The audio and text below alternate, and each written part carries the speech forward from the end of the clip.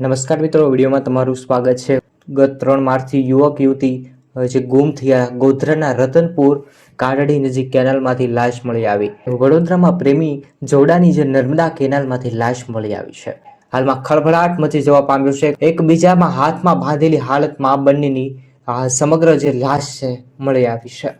વડોદરાના સાવલી તાલુકાના નરભાપુર ગામમાં ચંદ્રિકા ગોહિલ અને બળદેવ રાઠોડ એક જ ગામના રહેતા। હાલ યુવક યુવતીએ અગમ્ય કારણોસર નર્મદા કેનાલમાં ઝંપલાવી હોવાના સમાચાર। કાકણપુર પોલીસે યુવક યુવતીનો લાશ જે છે તે પીએમ ખસેડી અને તપાસ કરી છે। મહેસાણા યુવાનને સંચાલકોએ ઢોર માર મારી પતાવી દીધો છે, તે પણ સમાચાર છે।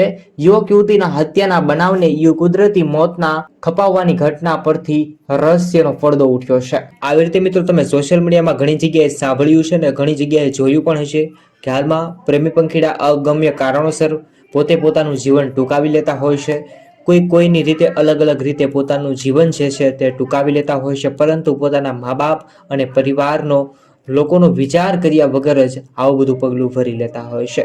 લોકો ડિપ્રેશનમાં આવી અને આવું કામ કરી નાખતા હોય છે, પરંતુ ખરેખર મિત્રો દરેક લોકો સુધી આ વિડીયોને પહોંચાડવો જરૂરી છે। આવું પગલું આપણે ના ભરવું જોઈએ। આવી રીતે ગુજરાતના તમામ સમાચાર માટે આ વિડીયોને લાઈક કરો અને યુટ્યુબ ચેનલને સબસ્ક્રાઇબ કરો।